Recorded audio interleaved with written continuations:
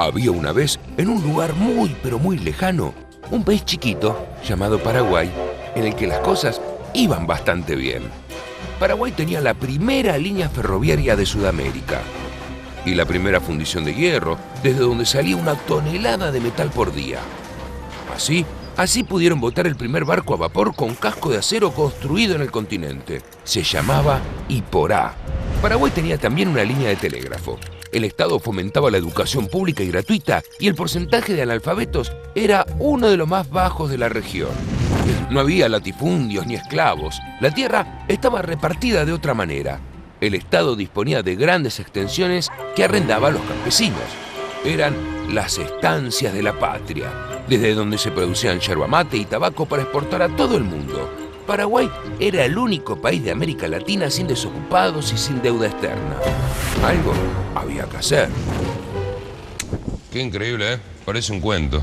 Pero era real, Mario, ¿eh? Claro. Tan real que según algunos, el Paraguay era un muy mal ejemplo para el resto de América Latina. Sí, está bien. Pero por lo que vi, esto no alcanzaba para declarar una guerra. Bueno, Mario, pero sabemos cómo son estas cosas, ¿no? El presidente paraguayo, Serrano López, un dictador que pone en peligro la seguridad de la región, bla, bla, bla, ¿no? Que le encontraron armas de destrucción masiva. Claro, sí. Al final Bush no inventó absolutamente nada. No inventó nada. Según el oficialismo, la Triple Alianza significaba un acuerdo entre los países que querían la libertad. Sin embargo, lo firmaba un país como la Argentina, que apenas si podía mantener el orden interno a los tiros. Con Uruguay, que tenía un gobierno establecido por un golpe militar. Y con Brasil, Mario, una monarquía que tenía en ese entonces más de 2 millones de esclavos. ¡Viva la libertad!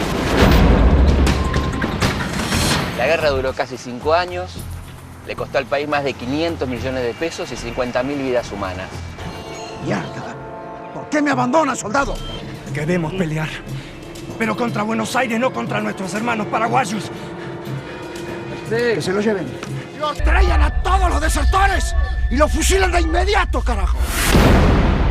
Y mientras tanto, los correntinos, ¿cómo responden a toda esta guerra? Bueno, hay partidas enteras de correntinos que se pasan al bando de López. Y mientras tanto, los trabajadores astilleros de Corrientes se niegan a fabricar barcos para los aliados, se declaran en huelga. La verdad que estaba bastante complicado reclutar tropas. Sí, al punto tal que muchos soldados argentinos son enviados al frente engrillados. ¡Engrillados! Tremendo, los guerreros de la libertad. Y eso no es todo. Los soldados paraguayos prisioneros eran obligados a combatir contra su patria y algunos eran vendidos como esclavos por los brasileños.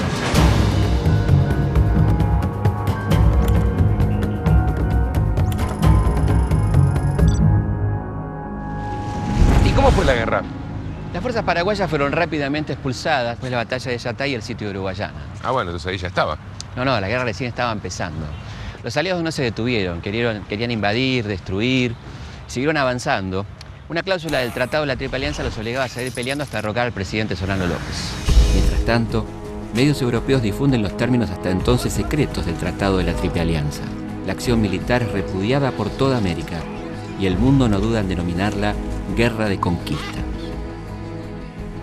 La impopularidad de la guerra, sumada a los tradicionales conflictos generados por la hegemonía porteña, provocó levantamientos en Mendoza, San Juan, La Rioja y San Luis. Frente a tanta injusticia e hipocresía, surgió el grito del caudillo catamarqueño Felipe Varela, que lanzó una proclama llamando a la rebelión para no participar en una guerra fratricida.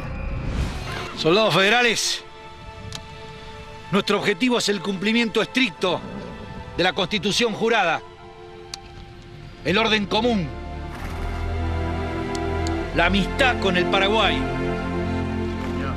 y la unión con las demás repúblicas americanas.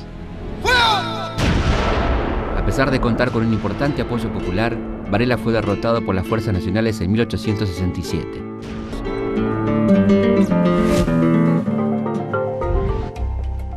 ¿Y esto qué era? Esto fue una de las primeras acerías de América del Sur. Funcionó entre 1850 y 1869, ¿no? Acá se fabricaba el hierro para producir barcos, ferrocarriles, insumos domésticos. Fue una de las primeras acerías de toda América Latina, era algo bastante inédito en aquel momento donde todo se importaba de Gran Bretaña, ¿no? Y formaba parte del proyecto modernizador de los López, hacer un Paraguay moderno, independiente, autónomo. Hay que recordar que muchos países se negaban a venderle al Paraguay las armas por los intereses que tenían en Brasil y Argentina. Y acá se produjeron cañones, fusiles, las balas de cañón también.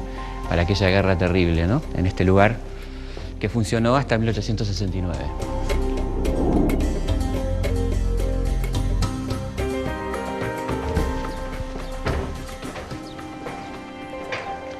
Bueno, los aliados destruyeron esto, lo dinamitaron, tiraron arena en el horno principal para arruinarlo para siempre, y a los defensores de este lugar, los militares que estaban a cargo, los decapitaron. Así que el sueño de un Paraguay productor de acero, productor de hierro, de ferrocarriles, quedó también enterrado con aquella guerra de la Triple Alianza, ¿no? En el año nuevo de 1869, las tropas aliadas ingresan a Asunción saqueando, matando a sangre y fuego. La orden era que no tenía que quedar ningún paraguayo varón vivo mayor de 12 años.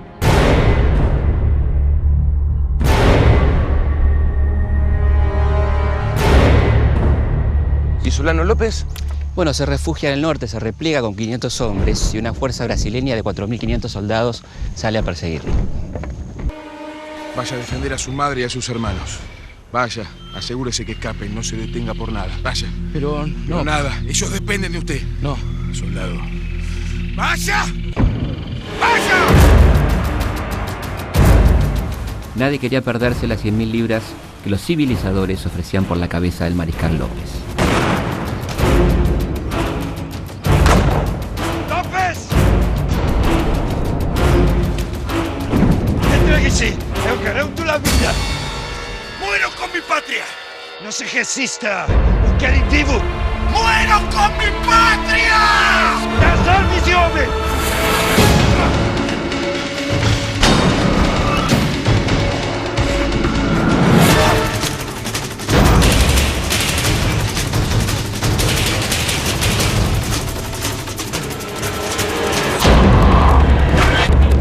¡Maten ese diablo de López!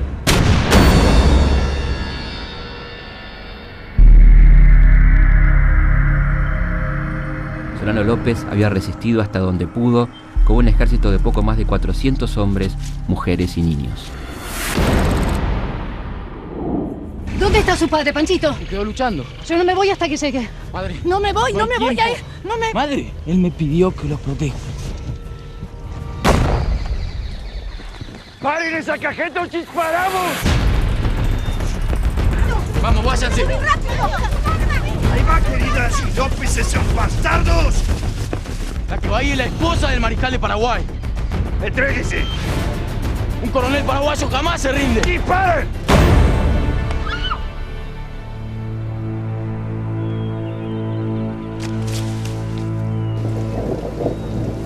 Elisa Lynch fue una irlandesa que creció en un internado de Dublín. Como mujer cercana al presidente, atendió personalmente demandas sociales e impuso costumbres europeas a la sociedad de Asunción. Cuando López partió al frente para enfrentar a los aliados, Elisa Lynch partió a su lado. En el campo de batalla la llamaban el coronel. En medio de la batalla de Tuyutí, tuvo su 7º hijo, que moriría de cólera pocos días después. A esa mujer, heroica y testaruda, le tocará dar la última batalla de esta guerra miserable y desigual.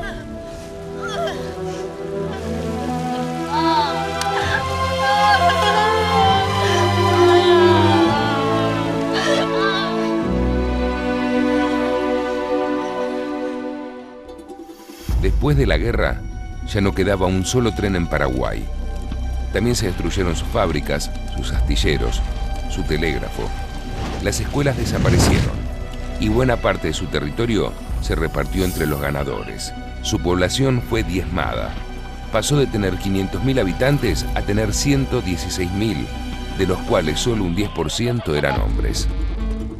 El resto eran mujeres y niños. Y acá descansan los restos de Solano López. Junto a los restos de Solano López y de su valiente hijo quedaron enterrados también los sueños de un país digno y justo. El general Perón entrega al presidente de Paraguay, Alfredo Stroessner, los trofeos tomados durante la vergonzosa guerra de la Triple Alianza contra el heroico pueblo paraguayo y que fue provocada fundamentalmente por una potencia extranjera, Inglaterra. Perón hace un llamado a la unidad continental.